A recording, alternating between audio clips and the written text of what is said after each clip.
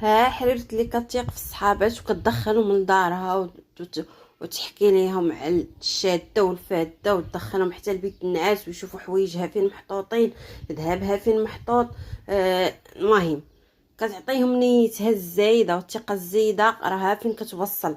شوفوا هاد السيده هذه اللي غاديه للمغرب، وغاديه هي والصديقه ديالها وصاحبتها. شنو دارت ليها في الباليزه؟ دخلوا عندي القناه باش تستافدوا كثر. هناك اخبار، هناك بزاف ديال الوقائع اللي كيوقعوا للجاليه المغربيه بالخارج، باش تستافدوا حتى نتوما وتحلوا عينيكم وتردوا بالكم.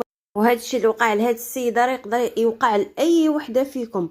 هي مصاحبه معاه مده ديال 6 سنين، وفي الاخر معاشره معاه، هذه راها اكثر من اختها، وفي الاخر كتلعب بها لعبه ديال الغدارات اللي هما نيت مأصلات، وخرجت ليها على ولادها على اسرتها.